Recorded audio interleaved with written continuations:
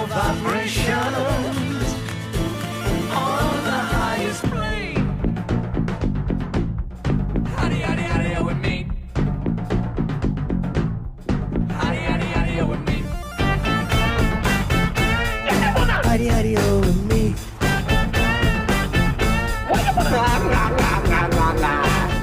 All right, welcome Mount Hood Cigars. We are a season 2, episode 6. How are you guys today?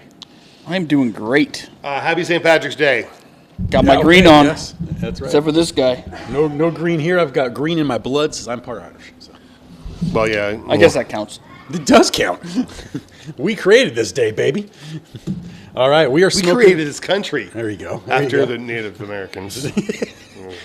We're smoking the Fat Bottom Betty by Drew Estate. Thought we'd go with a little sweet stuff to kind of kick out the year. So, Can't go wrong with a little sweet cigar. As long as it's an actual cigar and not a Swisher sweet. exactly. We don't say those. Fat Bottom Betty. So the Drew Estate, there's you talk about them all the time. The Four Sisters, Love the Five Sisters. and you've got the Fat Bottom Betty, and the Leather Rose, which is kind of the petite Leather Rose, kind of Love Leather Rose. And you got Sweet Jane, and you also have the Crazy Alice. So you got the Four Sisters, which are right here behind Adam, actually. There they are. And there's a new sister, isn't there? Or what's Well, it's the girl with no name. the girl with Yeah. no name? That's a new one. Yep. But she's a sister. We don't give her a name. It's kind of rude, but whatever. Man, the cold pull is nice. It's you got that nice sweet flavor coming from the tip. Gosh, yep. So, cold pull, I got a little vanilla flavor. Yeah, yeah. A yummy vanilla flavor. Almost like vanilla cake. Yeah, got some vanilla. Yeah, vanilla cake right there. We got Jim watching with us. Hey, Jim. Good evening, Jim. Big Mo. Big Mo. So what should we? So okay, Drew Estate kind of suggested some aged bourbons with this thing, or chai tea, which is really funny. What have you brought for us today, Doctor? I brought several things. To start off with, today's St. Patrick's Day, so needless to say, I had to bring some Irish. So Jameson, Tullamore and Proper 12, which to me are probably the top 3 when it comes to the Irish whiskeys, without getting too crazy as far as spending money. The other ones we brought were Four Roses, just a regular one, Bullet, and Pendleton, which I think Pendleton has a sweetness. It's a Canadian whiskey, but I actually think the Pendleton would probably do better pairing with the Fat Bottom Betty than probably any of the other ones that we have here. Okay. And I am not sure what I'm going to drink. I went with the Four Roses, so I figured I'd try that. You know, I tried there's 4 sisters, 4 roses, Hey! a Rosemead sister. That clever buddy. I like that. I went with Pendleton. He said a little sweetness in it, so I thought maybe we could try to pair a little sweet with a little sweet. We'll see. All right, let's light this bad boy up. All right.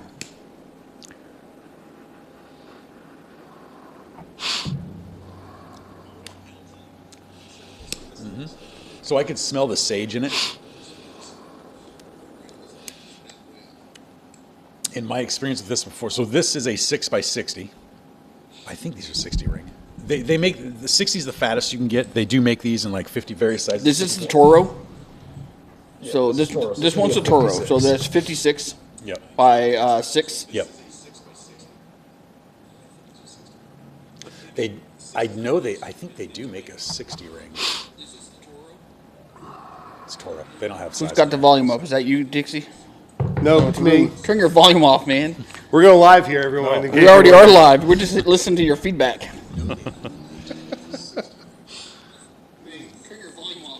Oh, shit. You put it next to the mic, and it's going to be like, whoop, whoop, whoop. Okay, there we go. Yeah, Now we're good. off, yeah. Now, we wonder why he's always behind on us when we're smoking cigars. It's because he light sits up. there and fiddles around because he shows up late, and then he leaves his cigar sitting there while we've already lit up. I know, we're lighting up, big guy. What? We're lighting up here. Lighting up what? What are you lighting up? We're taking applications for a third person for this podcast. Anyone who's a Patriots fan's got to go.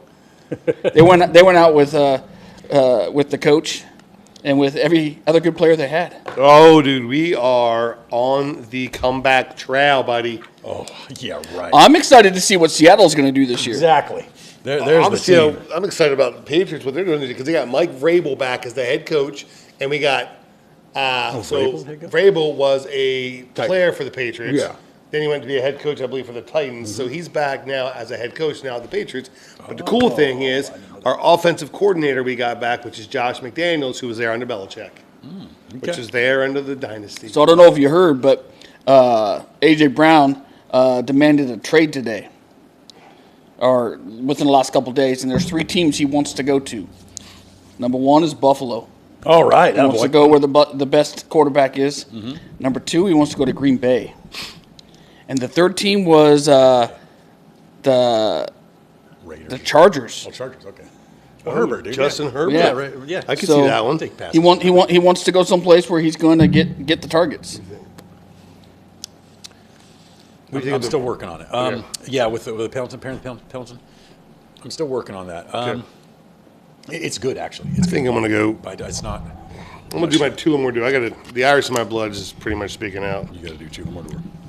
This is a very tasty cigar. Just off the light up, you're getting kind of a sweet, kind of vanilla and chocolate notes. A little bit of spice in there. I don't know if I would say it's really peppery, but it's got some spice notes. But it's very very sweet, but not overpowering. You know what's funny about this, man? So we have smoked Doka. We did a review on Doka.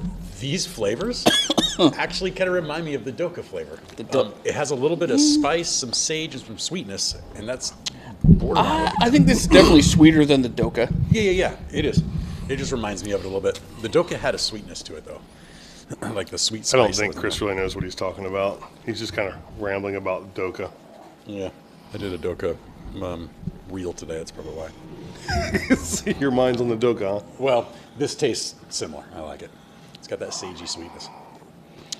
All right, everyone, different, as he yes. slides the gloves on and prepares himself to tackle this cigar. I think this is the outlier of the 4 sisters. Sweet Jane, and then the Crazy Alice. Those are almost a little similar. And then the Girl with No Name is totally different. And I'd say actually, Girl with No Name is a little more vanilla than this. So Based off all the names, I mean, you got to go with the Fat Bottom Betty because everyone wants a Fat Bottom Betty. No one wants a Crazy Alice. Well, fat bottom girls do make the world go round. you know they say the prettier are the crazier they are. Oh, The ain't that prettier, the truth? crazier. My wife's insane. Your wife's insane, dude. Very pretty though. Yeah. It's hard to hide crazy. Yeah, she's tuned down a little bit, though. Uh-huh. Jesus will do that to you. I'm a little Jesus. Although, Jesus needs some crazy Christians, too. You're that person. A little out of my reach. Probably way out of your reach. Yeah. You're like, hold my straight jacket. So I want to bring up this bottle because I've never seen this in my life. Is this Jameson? Oh, 12. Oh, proper 12. Okay. So it's got a hoodie on it. Well, look at the bottles. They almost look the same. It's got a hoodie on it. This proper 12 is the funniest thing I've ever seen. I want this hoodie when you're done. And it's not a done thing. I want to put it on my cat. What you need to do is take a couple cigars in the arms and Yeah. It was, they were doing it with the, when Conor McGregor was really pushing it here just a few years ago, they were selling them in the store with those on there. Oh, okay. Yeah, so that's where it came It's from. pretty awesome, dude. I like In that. fact, there was not proper. Two more do actually had the little football helmet on top that you would get. Oh, that's on that cool. one. Yep, which I actually have that one at home too. Which thought about throwing it on there, but I ran out of time. I had to get here. so it's St. Patty's Day. Right, it's not good. What are some good memories you guys have from past years in St. Patty's Day? You guys ever do anything exciting? I drink Irish whiskey, You and just drink your Irish Yeah. whiskey? that's basically it. Eat some Irish food, maybe. You know, pot pies are fun. I remember for a few years in a row, we used to go down to Kells Yeah. for St. Patty's Day. This is pre-COVID, when they had the boxing event. They would have an amateur boxing event where they would bring in Irish fighters against American fighters, Yep. and they would sell tables, and then they had a gate, and outside that, it was just smoking cigars, watching boxing, having a good time. I know they're doing it again this year, but this year it's down at the waterfront, so I don't think it's a cigar event. But that was always a good time, pre-COVID, just to have some place to go where you can smoke and enjoy. I some haven't been down there to entertainment. watch the boxing, but I have gone to Kell several times. Yeah. I love it. Down underneath, you can smoke.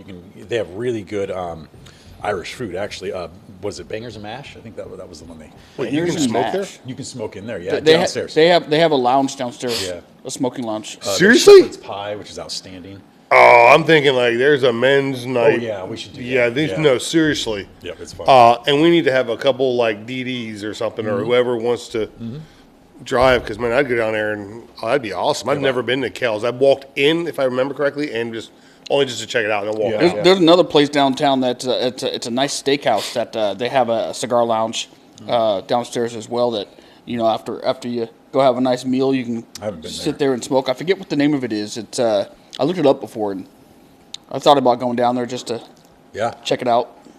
Yeah. There's not many places in Oregon that have cigar lounges. No. Hardly any, actually. Let's get that going. Mm-hmm. Anything? Now's the time to change. Let's do it. Yep. Yeah, we got to get Trump to change the laws on that so that we can open up Well, more cigar lounges again. Here, honestly, it should be changed. It's just about awareness. People are afraid of secondhand smoke, is what it is. And There's the no secondhand smoke here. The thing about cigars is It's all the firsthand. secondhand smoke is not chemical like it is when it's a cigarette. So, so laws need to be updated for sure, based on a lot of new studies and research they've done. 100%. So, Doc, what kind of flavors you getting out of that cigar? Since you just lit up, give us some flavor notes. It's sweet. Got some sweetness in there. I got some sweetness out of it. Do you taste that sage? No. Not at all. I haven't had sage, maybe one cigar. Yeah, this one is very sagey to me. What cigar did you have sage in? No, you don't know. Don't put them on the spot. It was one you actually brought up. It was last year sometime, and I was like, sage?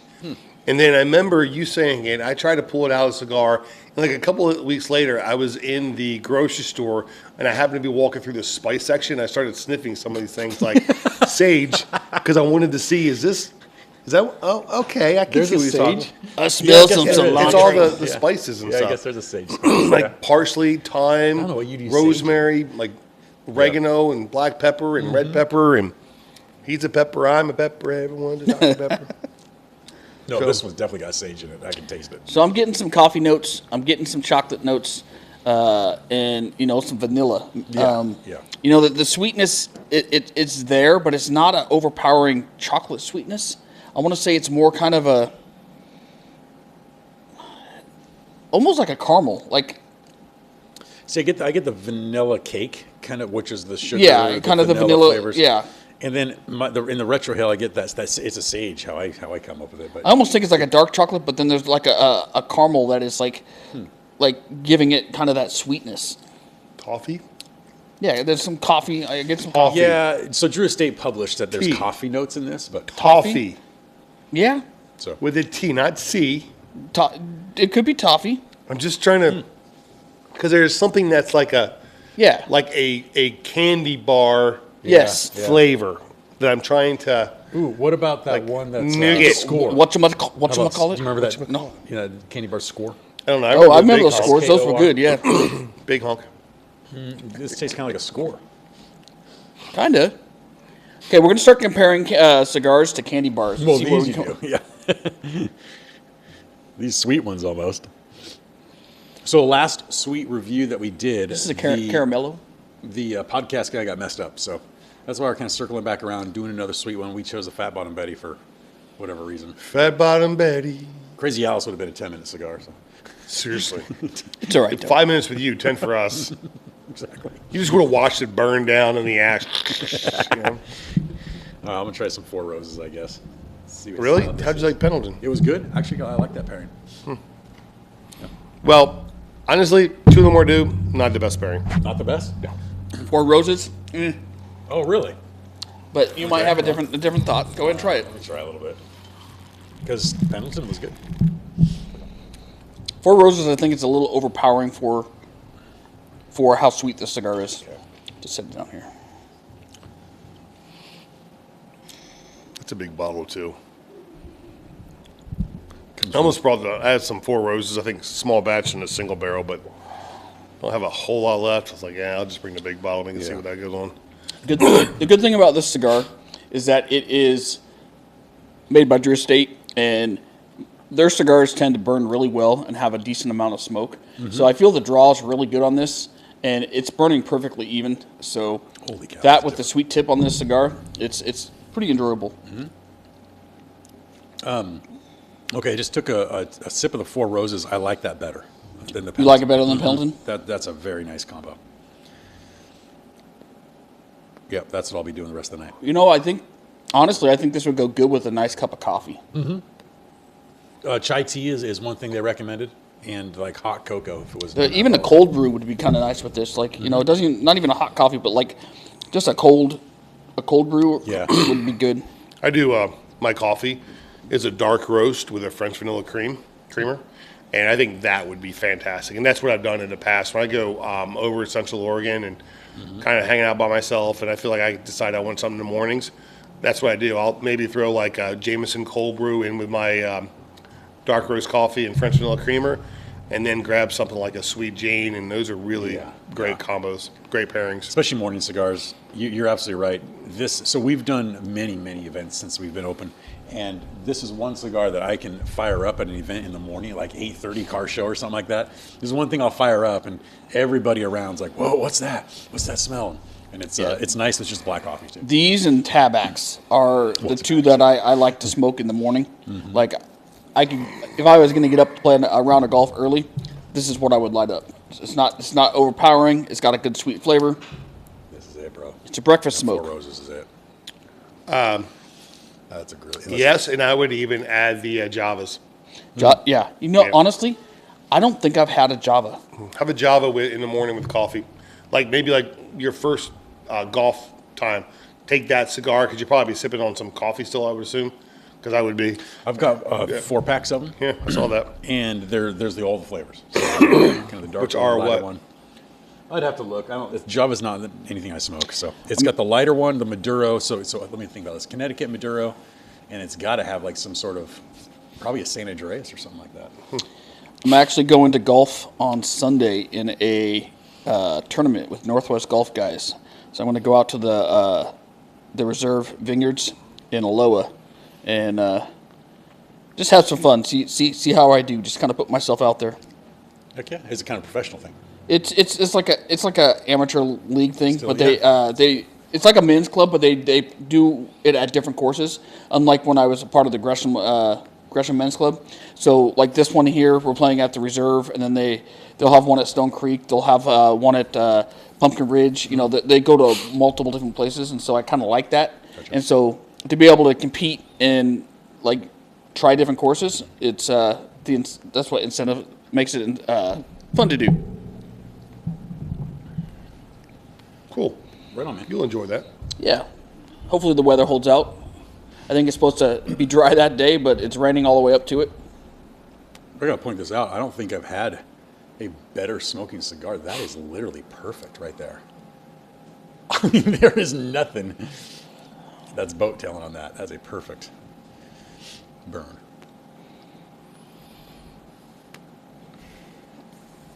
So do we want to start getting political, or we want to wait a little bit, or what do we want to do? What do you got, Doc? You got something to bring up? Bring it up. Yeah. I think we need to,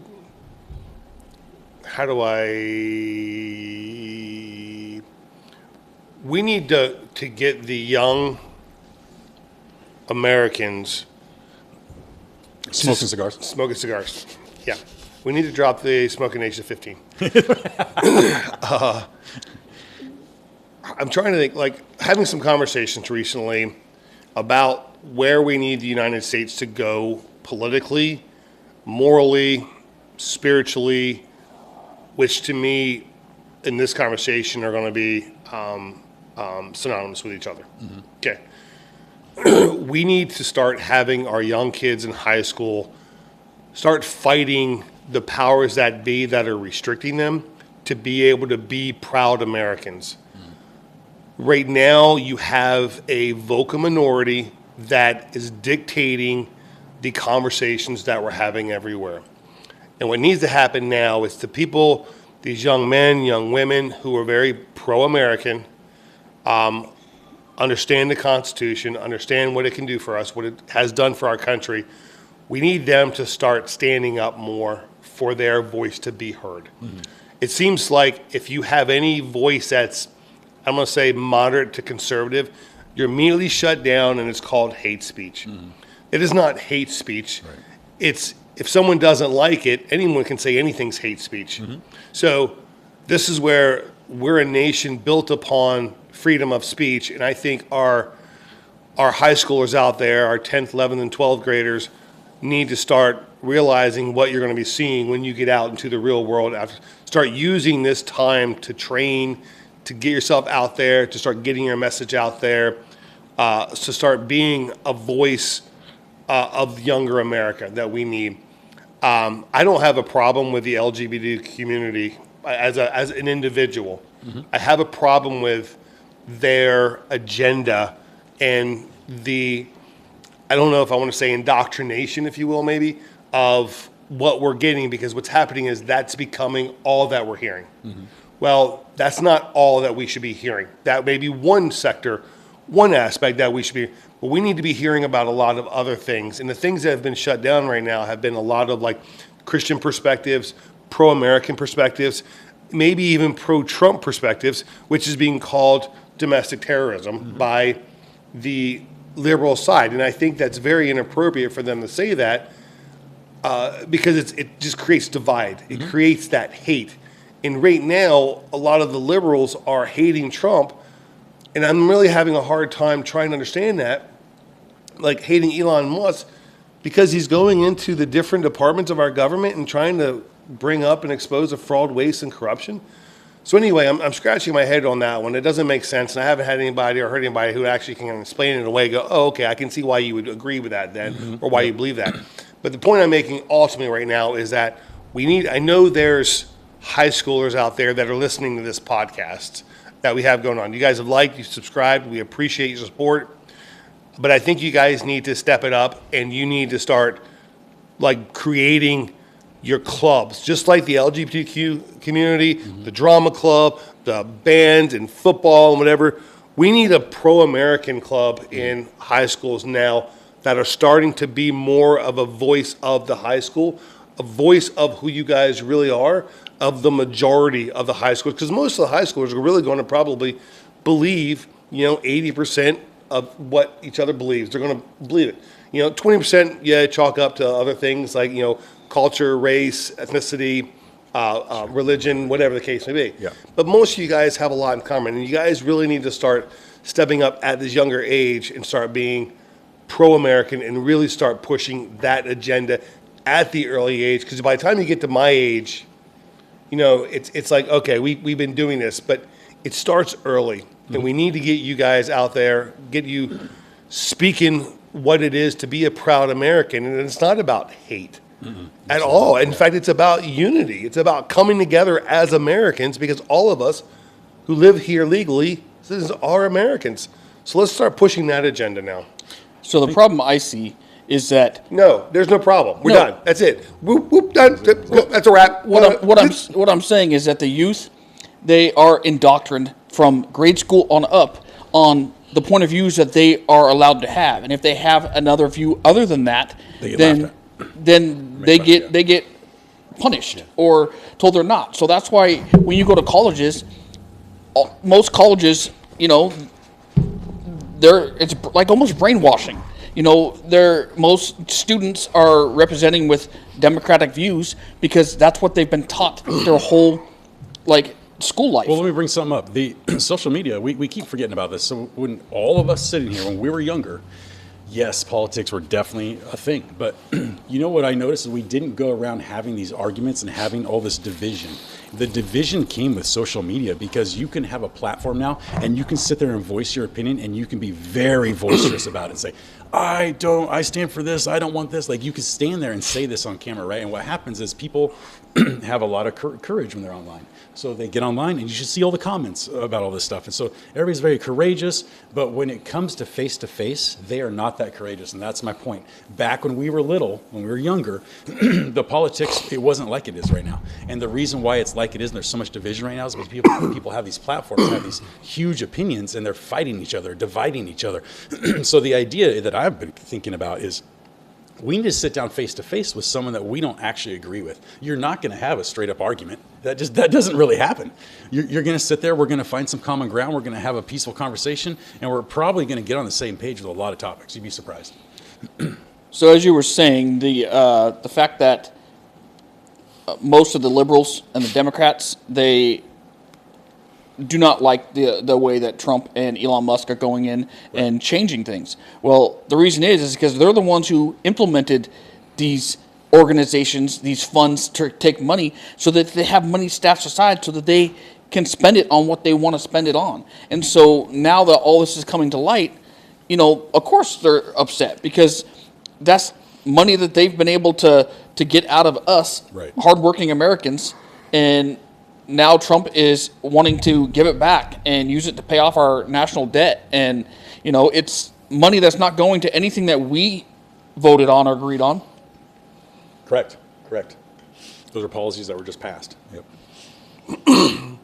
Basically, there shouldn't be any monies that are being allocated in the federal government unless they are going to the greater good. And I'm really tired of all these little earmarks that are getting put in for, like, oh, this little community here and that little community there, or all these big cities, and it's not really even going to that. Like the max system here in Oregon, it's amazing how much that's costing. Damn well that the money isn't, all that money's not going to the actual building, engineering, manufacturing of the max system. Mm-hmm. We throw so much money to an entity that does not make a profit. People do not like to ride public transportation because it's dangerous. It was also voted down. It's voted down, People but forgot about but that. as a big city, you have to have something. You got floating dust coming down. But the problem is, TriMet does not make money, but yet we keep throwing more and more millions of dollars so that they can keep expanding the max line and doing this and doing that. But yet it doesn't pay for itself. And then you got them trying to change the roads. Oh, let's narrow the roads down and make more bike lanes to make traffic more congested to try to get more people to actually use public transportation. And it's making it complicated for drivers. What's even more frustrating is TriMet and San Diego Metro. I have to pay a percentage every quarter to them. Sure. Yep. I basically support those public transportation units. The businesses. I don't have a choice in that. Yep. I have to pay that, and that absolutely irritates me. And really, you see the back of the San Diego Metro buses supported by our local businesses because we have to. Yeah. Not because we want to. Yeah, we didn't vote on that. I'm not donating money. And that's what they're doing. It's like, I'm really tired of this taxation without representation. Yeah. Like, there's a couple things that are coming down the pike now.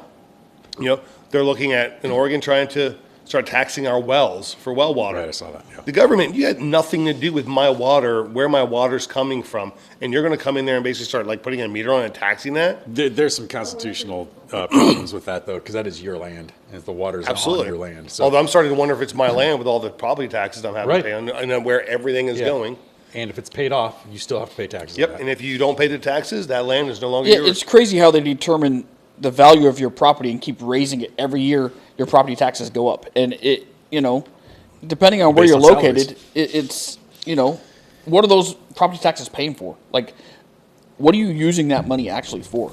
I mean, you could say you're using it for roads or this and that, but then why are you taxing gas for roads and this and that too? I mean, how many different things you have so to much tax tax. to? Well, if you look at the property taxes, depending upon if you're county or city, it breaks everything down, and there's things like, okay, you're putting so much. There's the permanent taxes that are part of your property taxes, and then there's the temporary taxes, like a school bond, a fire bond, Like water in Sandy bond. right here, we have what are we doing for to replace the water treatment or whatever? Yeah. So that'll go under the temporary ones. That might be like a 4-year bond that they do. So you're looking at your property taxes, and probably 80% of it's going to be permanent taxes, and the other 20, 25%, whatever, is going to be now your different things. It's going to be temporary, but it's temporary. But then by the time it comes back around, something else gets voted in, and then something else gets voted in.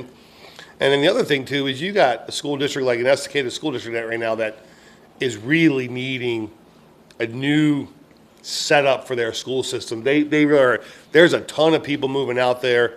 The Estacada city seems to be allowing more and more developments happening, but we still got to get a new water treatment plant going. You know, we got to start figuring out what we're going to do with the schools. You know, we got to figure out what we're doing with the infrastructure, because now these roads are starting to get used a lot more than they ever did before. You know, so people though don't want to vote it in, a new like school bond, to be able to build new schools or add on or bring up to date, because you're already being taxed so much. Hit so hard and other stuff. You know, and it's unfortunate because I do agree that Estacada should do it, but I own a property in Estacada as a business owner. You know, and the problem is when it all goes to vote, I can't vote in Estacada 'Cause you even don't though live I'm a there. property owner. Right. But renters can vote who live in Estacada. So they can actually be voting themselves to be able to have higher, I think turn around well, Yeah. I get that. basically raise their rents. Can you see that real fast? We got some technical difficulties here. So the So- power are like in the city of Sandy, when we had the election here, city of Sandy, its actual city limits is not very big. But you have so many people who live on the outskirts who have to pay all the taxes for the city of Sandy, but yet they can't vote.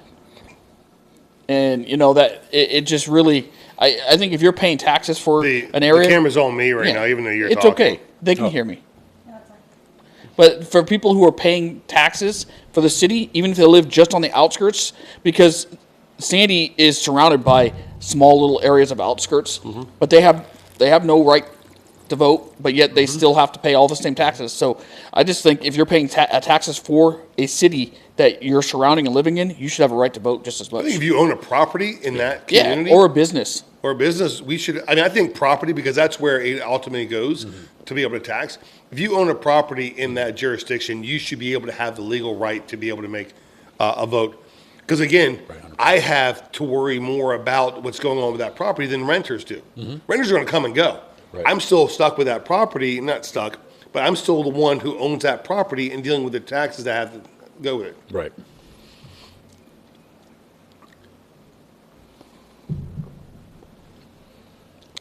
Has that cigar changed any on you? Staying pretty consistent? Yep. Still got the same flavors that we pulled out from before, actually.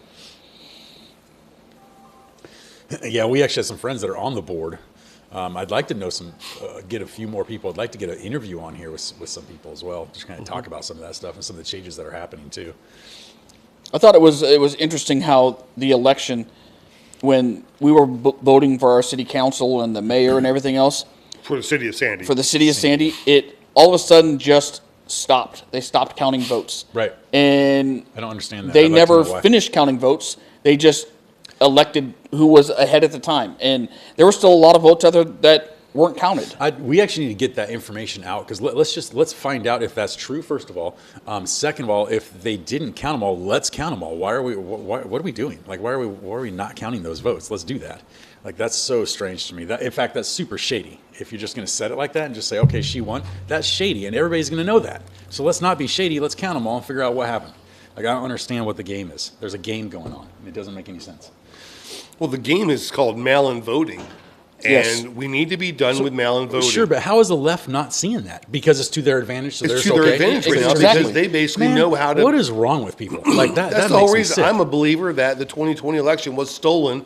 It was. I From believe that absolute. too. And that's Dude, why they even yeah. said after Harris lost, even like, found out, yeah. where was these extra 10,000 people Yeah. that voted, or 10 million people who voted for Biden, voted for Biden Yeah. back in 2020, didn't show up for Harris? And I'm going to go out and Very say this suspicious. too. If Trump got into the office as cheating, I wouldn't be okay with that. That is not okay. That's not how the democracy works. It's not how it's all Is set this? up. There's all these social security numbers out there.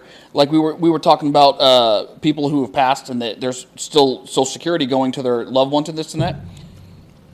I guarantee you, some of those people are still voting, even though they've been passed for a long time, because there are numbers out there. People can submit a mail-in vote.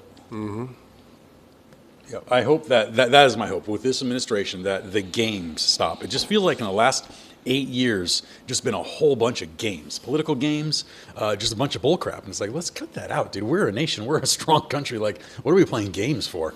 Like, get the votes, get the count. It is what it is. You win or lose. That's it. It's black and white. There is no gray area when it comes to politics. There's no gray area. It's black and white. It is who it is. I just don't get it. So let's talk about tariffs for a second. So everyone's all upset the fact that we're starting to tariff other countries, but what they don't realize is that those other countries have been tariffing us for all this time. It's like we're just now returning it. And Did you know how much we actually import into this country? It's 25%. Yeah. It is not really. Actually, I actually heard a lower number, maybe 15%. That's hard for me to believe. 15 to 25% is all that we import. That's it. And other countries need our They need stuff us. Yeah, more. and I don't think America they're realizes upset that. because now we're starting to tariff them. Well, it's not going to change things for us much. Yes, we might pay a little bit more here and there, but if Trump is going through and trying to give us back money and not tax us as much, then paying a little bit higher for a few things, it's going to be still in our favor. I think so. Yeah, I think so. We need to start using what we have here. Oh, yeah. And we need to be able, like, for example, didn't we recently hear that we are importing wood from Canada? Yeah. Why are we I not don't understand using that. it in like the Pacific Northwest? We are loaded with wood. Big time. And you got our freaking governor right now is raising taxes on stupid shit when we have pretty much an entire, what is it? 40, I think I heard 45% of the forest in Oregon is owned by the United States federal government. Wow. Like 45%. Wow. Imagine your property. Let's imagine you have an acre on that's what you live on. 45% of it is being basically owned and left there by someone else other than you. Yeah. It's on your land, but they own that and they don't even do anything with it. It just sits there and no one does anything. And then we're basically having these wildfires happen because there's no accurate management of the forest right now. Correct. Yep. 30 plus years ago, we used to clear some of the forest for burning so that if there was a fire, it wouldn't just If you go to Bend, it's like that. it wouldn't go totally Yeah, it's like that. destroy everything. But we have all these people protesting about cutting down trees and this and that. That now it's become when we have a fire from lightning or someone throwing a cigarette out, it's total destruction. Where now it goes right into the community and it's threatening homes. Look what happened in California. And if we went in and we thinned things out and planted new growth. As we do it, Be a flourishing forest. Yeah. Oh, we had that happen here. Yeah. 3 years ago, we Yeah. had, 450,000 acres It was end up scary. getting burned. Yeah. It All started through- with Mount Jefferson yeah. and worked its way over. I mean, I have patients right now who lost their house in that area. Yeah, yeah. They're not going in there. They're taking out roads, which was taking out fire breaks. That's not healthy for these lands. it's because of protesters, and the government wants to side with protesters and give everyone a voice. And then if you go against what they're saying, then you're in the wrong, and it just becomes a big old argument. Well, they're courtroom environmentalists. They don't really give a damn about that. It's like I remember having a conversation years ago about someone didn't like logging because he liked the panoramic view of the trees. I'm like, we all do. But let's stop and think. Clear cuts do so much for the wildlife. One, it creates a renewable resource for us. Two, it creates a really nice ecosystem for the animals. Animals love, what did I just say? Ecosystems. Well, not the logging areas, because what's that? Yeah, wildlife, forestry, timbers. Yeah, but they love that area because it gives them places to bed down, to be able to be protected, to hide, to conceal. Elk don't like walking through these 150-foot Doug firs with nothing underneath them because they're exposed. Or it's so slammed with ferns and vegetation you can't even get through it. That too. That's what burns, and it sits there and simmers. And the thing that I found, because I did some wildland firefighting actually, when you have a situation like we have, even though the fire is gone and passed, there is embers burning and burning and burning for months. Oh, yeah. You've got to go through there, and they call it cold spotting. And if we had a clear-cut forest like Bend, Oregon does, you don't have to spend all of those resources cold spotting, because those embers are not going to sit there and burn like that when it's cleared out. California's the worst. I mean, there are areas up there that, the trees are just on top of each other, and so they just spread fast. And the winds and everything else, just compounds things. You know, Oregon, we have beautiful greenery here, but you know, the trees are now becoming so overpopulated and so close together that, you know, like you said, the vegetation and the animals, it makes it hard for them to Absolutely. party foul. Absolutely. So I'm about halfway. I got about another. I'm a little past half, actually. Yeah, I'd say a third into that, or 2/3 into that. The sage has kind of picked up for me on this. I keep Sage. saying sage. You guys don't get it. Sage. I think Yeah, I got the sage on that. It's good. I like it. It's such a different cigar than anything else. I love these. And the sweetness is wearing down off a little bit for me. yeah, the sweetness is kind of tapered down a little bit. I would say I'm still getting kind of the coffee notes with dark chocolate and either a caramel or a toffee. You know, it's kind of got that sweet note. It still has a hint of vanilla as well. It hasn't Yeah, it changed tastes much, but the sweetness is tapering down. I do like the Four Roses with this. This is a great pairing. Did you switch to Four Roses? Okay. What are you? You're Tillamook still? Pendleton? No. So I like the Pendleton at first. And I still do. I think that's a good pairing as well. I'd like to actually have the camera on me. Hi, people. I'd like to actually have, if there are any high schoolers out there, I'd like you guys, obviously like and subscribe, and thanks for doing that. But I'd like you to let us know what we can do to kind of help encourage you to start being a voice for America in your high school. You know, it's not like we're going to show up to your high school or anything like that, but maybe we can help you with information, direction, guidance, mentoring.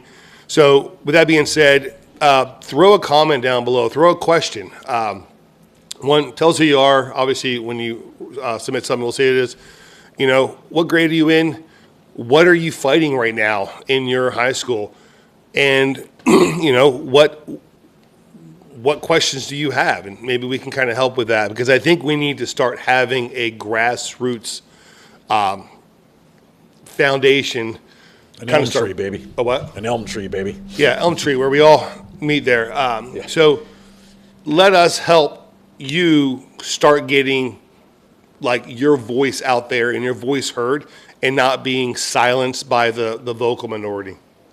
What is your thought about Trump trying to put the control of the schools back in the states or the cities that they're in?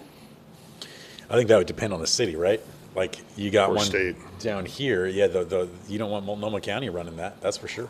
You definitely don't. But you know, it's better than having the government run it, because the government, their view is already what we've been dealing with, and it's one-sided. So, you know, at least letting the communities vote Yeah. and choose what is taught and how things go is ideal. I do like how he said he kind of threw it back to the homeschool kids. I like that, and there's going to be some financial some support for homeschoolers as well. That's never been done in the past.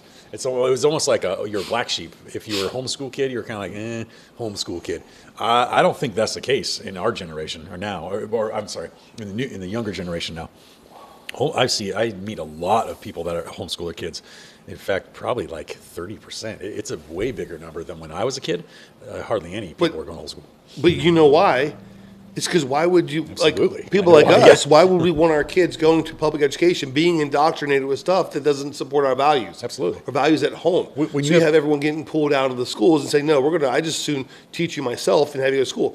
But I think if now you put things back in the state, and now you start having basically me having a child, I get $15,000 a year from whatever, a government, federal government, state government, or both, that now I get to choose where I want my child to be. No longer is it public education that I Yeah. want. Now it's a charter school. Now it's a private school. Now it's a Christian school. Right. That's where all of a sudden, you know, now you're competing for these kids, and now you're going to basically be putting your kid where That's you awesome. want it. Yep. And that's where, because now the schools are going to start catering to what the parents are wanting for their child. I Yeah, think wherever absolutely. you Fighting for choose it, is yeah. where the funds should go. Yeah. Like, you know, it shouldn't be that all the funds go to the Portland Public Schools. No, and I don't If think you the choose teachers to send should your kid have to all a the private control. school, you should be able to use that money Yep. that is used for your kid's education to be able to go to What about where this? you go. What about this? What about you let the families, the parents decide? So, example, say you have a kid, he's going into 4th grade. Okay, I choose, just like going back to what you said, I choose this school. Okay, you choose that school. This school's going to get the $15,000 from that family because they chose that school. They chose that program. That other school's not going to get that money. That would be awesome. That'd be awesome. Because that's what I'm saying needs Schools to are going to start happen. fighting.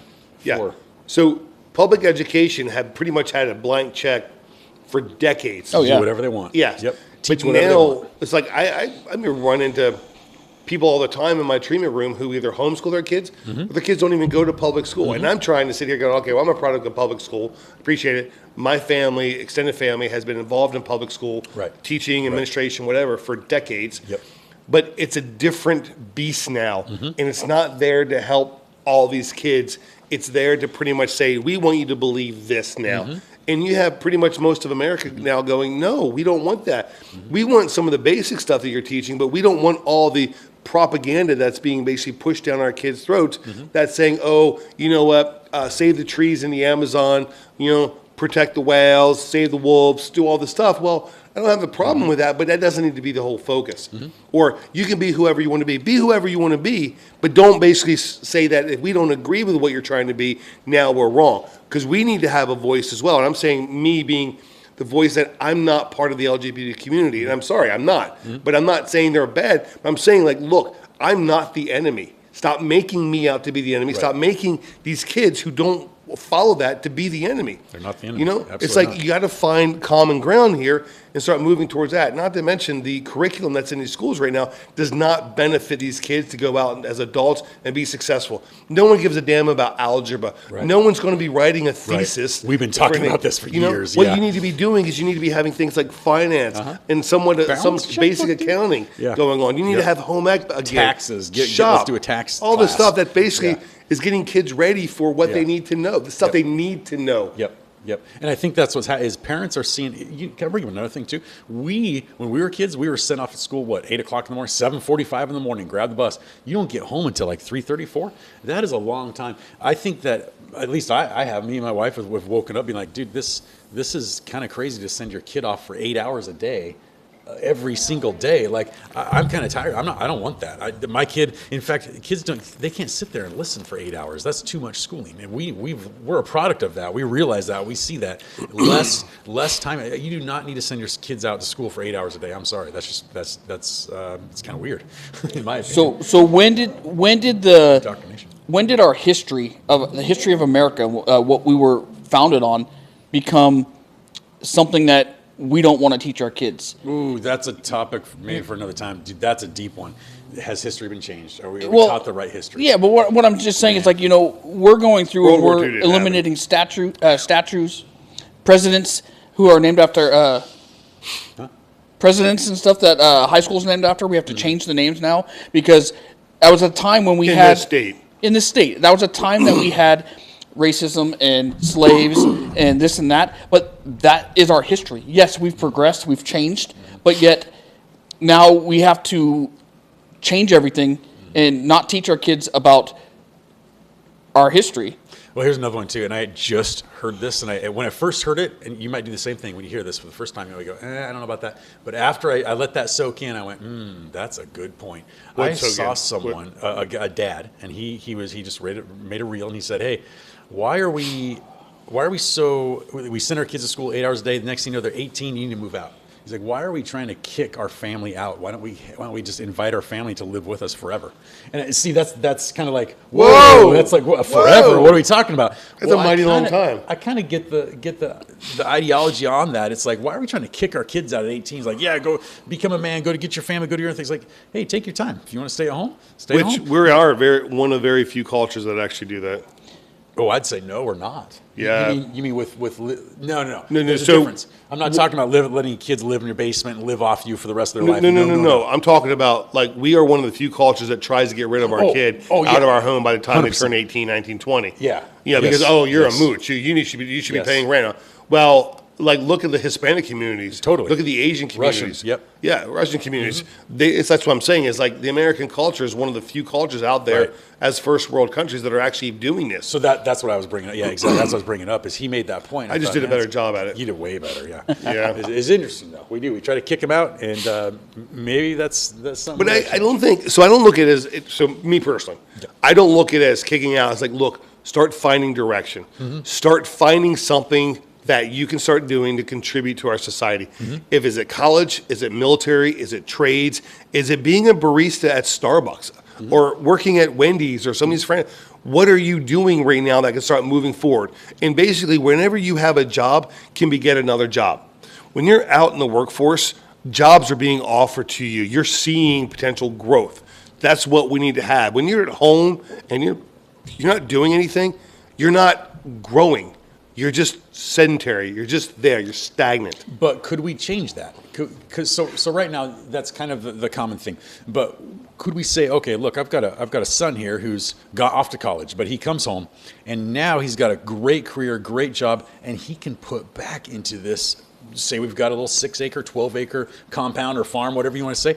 Could he build a house on that farm? We can all stay together as a family unit. Now he has kids. He's raising his kids, and they're going to build a house on that farm. Like you can kind of build up and just If create you this have an area awesome like that to family. do it. But if Sure. you don't, because houses are all on top of each other nowadays. Yeah, and but that's developments. old America. I mean, that's what I'm saying. That's why I'm trying Yeah. to bring this up. It's like, let's bring the family back home and like make a unit, get 20 acres and have your family on it, man. You Or have kids. what I think, okay, so I'm going to take what you have, but I'm going to scale it down a little bit and make it more realistic. Okay. You have a half acre. Okay. What's to say you can't have a fifth wheel sitting in Right. your driveway right now that your kid, your son, and his wife or your daughter and her husband are living in right now, saving up money? Because right now, going out and buying a house when you're 22 years old or 25 Sucks. years old Yeah. is probably not going to happen unless you live in certain parts of America. But to be able to have that right to do it, and that's one of the things about where we are, we're so regulated, we can't do that. We can't have a small accessory dwelling unit or an ADU on our property because we can't take care of somebody, an aging family member, or someone who's basically a friend who's fell on hard times Yep. or became widowed and now she can't do anything. All she has is Social Security. I was like, we're not even allowed to do that. And then that's one of the things about you got right now, Portland and Multnomah County, basically like saying that we need to build more housing. No, you need to start letting us use our properties to be able to Exactly. take care of the housing. Yes, there's plenty of That's room. what we need to do. Yeah, exactly. I've got an acre and a half right now that I could easily put up a few ADUs, tiny houses, fifth wheels, being able to have a septic system to be able to support all that.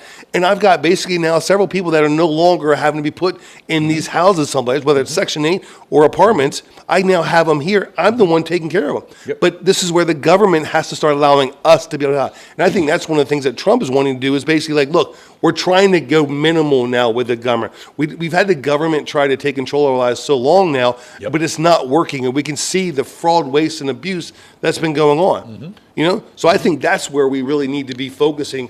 Like, I think I just heard some county is actually now starting to say, you know what? We're going to let you start having tiny houses, ADUs, and like RVs on your property for who you want. Yeah, There That's you your go. property. Have whatever you Yeah, want. I on think there. if you own your property, you should be able to do what you want on your property. If you want to park your trailer on your property or park your Amen boat, to you that. should be able to. You shouldn't Yep. have someone else telling you Yep. what And you if- can and can't and do on if your you property. want to live in a community that tells you what to do, then go ahead and do that. I get there's a very nice gated communities, and they have these. You got to have a cedar shake roof. You got to have a certain paint. You scheme. can't I get park that. on the street. I get that. If you want to be in that community, go ahead. Go be in that community. But it shouldn't be every community, dude. Like I had my brother-in-law. I've got 6.5 acres. He moved onto my property because he was in hard times on a fifth wheel. And all of a sudden, next thing you know, neighbors are calling. The county's coming out and trying to charge me all these fines and fees for having a camper. And it's like, dude, it's my brother who's he's having a hard time. He was there for literally 6 months. That's the kind of stuff that drives me nuts. I agree. Or I'm a landlord of a property and I have an acre and a half. Okay, I have a house on it. Why can't I now set it up to where I have 4 or 5 more fifth wheels on there that I'm basically renting out for whatever you $500 want. a month? Yeah. That's the kind of stuff that like we're thinking the thinking has to do with the government has to be the one to do the solution, whereas you already have the solution. Just ask the people. Yeah. Let the people do it. Yep. With them not letting us do what you're saying right there is why we have all these homeless people with their fifth wheels and trailers on the streets and this and that, because they have no other place to go. They can't afford to pay what the rent costs are nowadays, and so they live on the streets. But back to my original comment 20 minutes ago.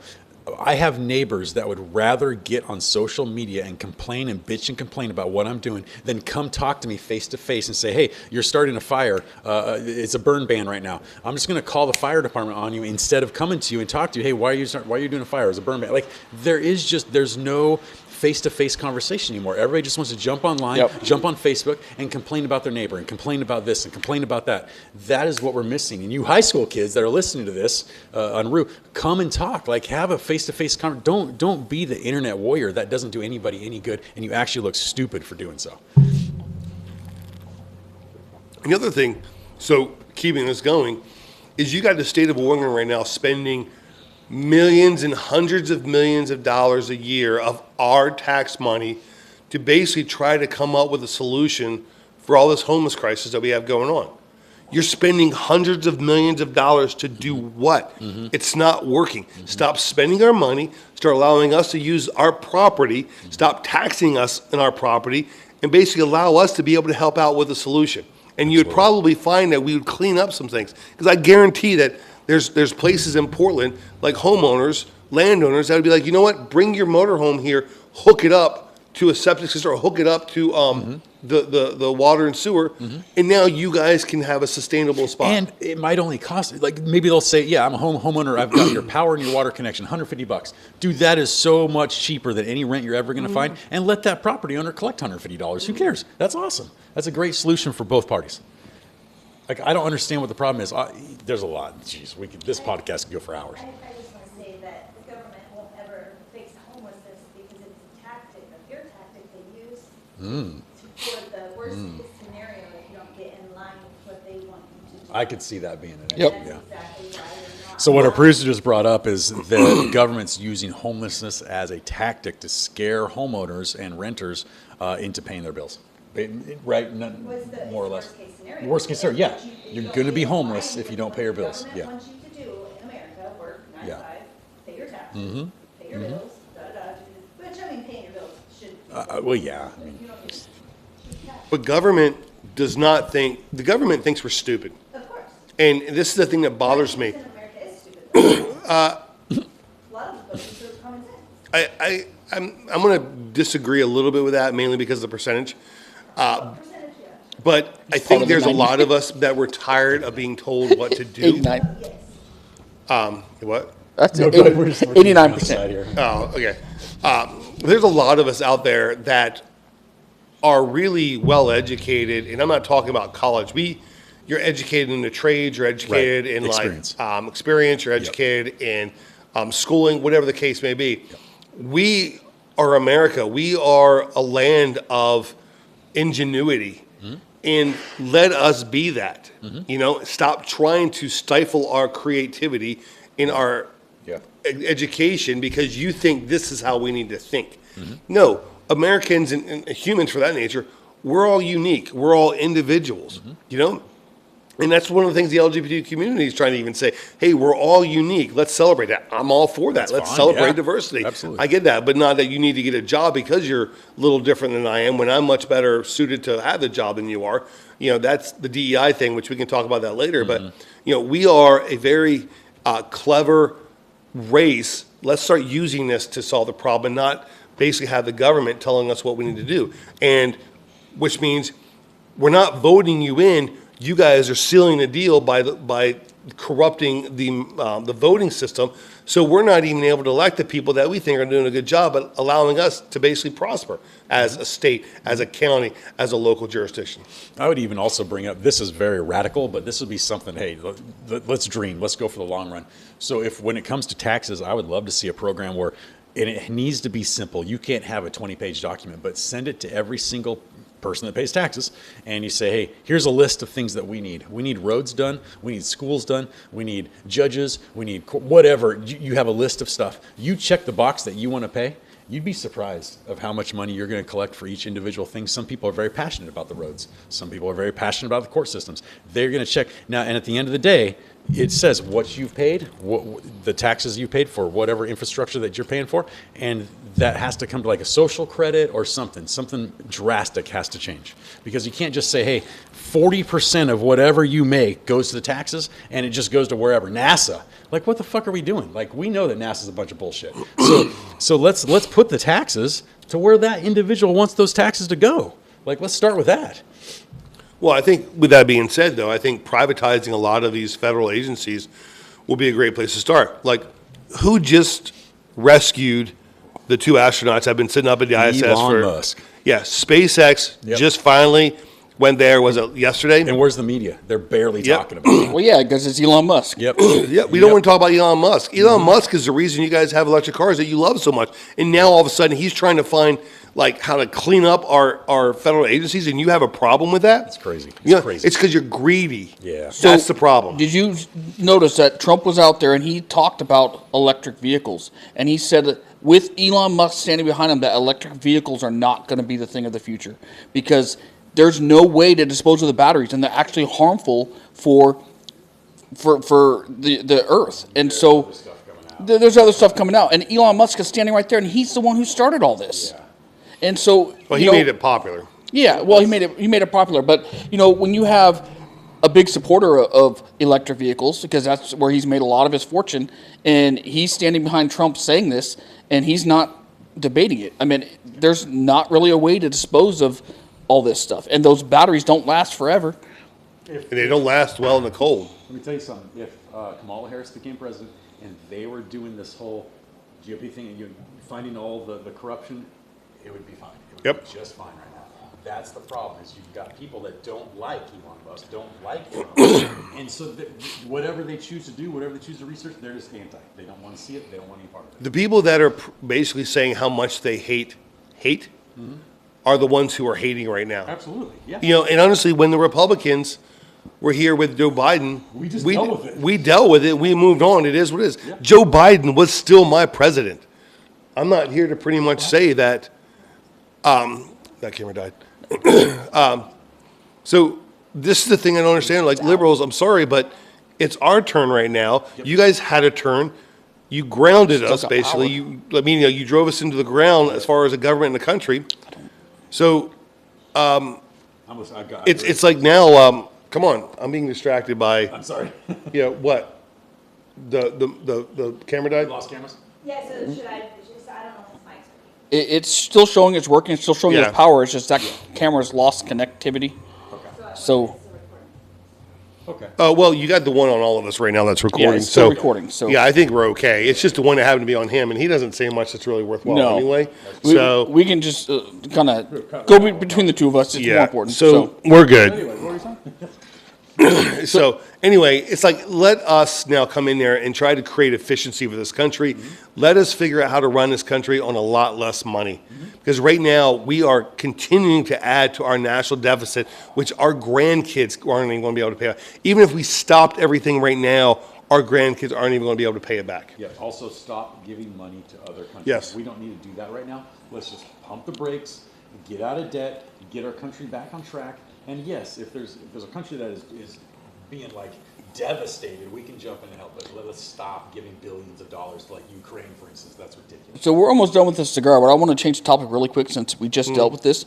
What is your guys' thought on daylight savings? Because I listened to Trump be asked the question, when are you going to eliminate daylight savings? And he said it's a complicated question because it's kind of a 50-50 thing. You got people who don't want their kids going to school in the dark first thing in the morning, but then you got the other half that wants to be able to come home and have light. Then move to a place that has light at that time. I mean, and not every area has daylight savings, so it's kind of Hold on. Doesn't Arizona, they've never. Arizona does yeah. not There's do it. some areas that don't have it. Yeah, I've always been, I hate. So here's the thing I've looked in. If you're going to do it, it needs to be standard time. We don't need to go to permanent daylight savings. It needs to be standard time. And standard time right now basically means that you're going to have daylight earlier in the morning. I think it's a safety concern more than just because someone wants to come home in the daylight. That's a bunch of crap because we all come home at different times. But we all, for the most part, leave at the same time. Most importantly, our kids are going to school, and we need to make sure there's as much daylight as we possibly can. We have that right now because of standard time. So we need to stay on standard time. And I would even say that based upon Oregon being at the latitude we are, we don't need to have it 10, 10:30 at night where it's still light out. Why can't we have it at 9, 9:30 that we're actually now, it's getting dark. Now we can have different things like campfires and camping and 4th of July fireworks and things like that that are actually going on. I think standard time is what we need to do as a country as a whole. Yeah, 4th of July, we could actually start lighting fireworks off at a decent time instead of waiting until 9:30, 10 o'clock before it gets dark. Absolutely. So let's go ahead and wrap up the cigar. I'm going to say, you know, this has been a great... This shouldn't be a rated cigar. No, I don't think it's fair to rate this cigar. It's a great cigar. I mean, for someone who wants something a bit sweeter, a flavored stick, you can't go wrong with the Drew Estate Deadwood line. I mean, it is the best of the best, you guys. So acid. So you got all these sweet cigars. There's a ton of them. CEO makes it too. Drew Estate is pretty much the cream of the crop. It'd be like the Cohiba of cigars. And I think the Fat Bottom Betty is going to be the fattest, sweetest cigar. However, Insidious by Asylum, they make a pretty darn good fat sweet cigar, but it's just a sweet. So you got Tabac, you got Deadwood, and you've got the Java that are all by Drew Estate, and you know those are, you know, all great sticks. So if you are looking for something sweet, go to your local shop, ask for one of them, and you will be happily surprised. It's quality tobacco with a sweet tip and flavor in it. Yep, long leaf tobacco. It's great stuff. So I'm going to chime in here. I started with the Four Sisters. Yep. I now smoke things that rarely are ever dipped or infused. In fact, tonight's probably the first time in probably 2 or 3 months I've had anything that's dipped or infused. So for me, it was part of my evolution of smoking. By starting with the Four Sisters, having acid, and even the Javas, I had a few of those. I enjoyed those. Isle del Sol was another one I really started with. I enjoyed. These are great ones to really start off with. And because of that, you can evolve. And then once you get done with some of the Five Sisters, you can try to start doing some other things that are a little heavier, work your way up. But Fat Bottom Betty and the Five Sisters is just a great place to have. And I have them in my humidor now. I have a few of them that I just keep around because if I may not smoke them myself, but I have people come over to my house for a cigar night and they're like, do you have something I can have? Yeah. Here's a Leather Rose. Here's a Sweet Jean. Here's a Fat Bottom Betty, depending upon what they're looking for. Let me add something too, a little kind of a little sneaky, interesting. If you also are borderline, you're not sure about cigars, you're still kind of like what you said, you're new to cigars. A sweet cigar is kind of a nice introductory cigar, not only for you, but maybe for your spouse or somebody around too, because they might not be into that. If you get a traditional tobacco cigar that they're not used to the kind of tobacco, you could get inundated with just the smoke and the tobacco scents and all that stuff. The sweet can actually kind of tame that down, and maybe your partner can kind of be more inviting to that too. So, great podcast. Thank you guys for. If you guys come to this cigar shop, if you're local and you see any one of us in here, don't hesitate to ask for a suggestion on a cigar. I mean, I don't work here, and I'm helping people all the time just because, you know, I like cigars, and so I push people towards what I think will be good for them. So, and let me actually, I'm going to make a little plug myself for me. My Instagram handle is Smoke and Whiskey Rue, and if you guys have anything that you guys need to ask, reach out to me on my Instagram handle. You'll find that on Instagram, obviously. But yeah, reach out if you need to. If you're not really wanting to put something here, Smoke and Whiskey Rue, and once I figure out what's going on and it's not spam, I'll probably reply to you. I'll put that right here. Smoke in or and Whiskey Row. Smoke and Whiskey Rue. Whiskey Rue. We'll Yep. do that. Right on, guys. Well, like and subscribe. We'll see you next time. Thanks, guys.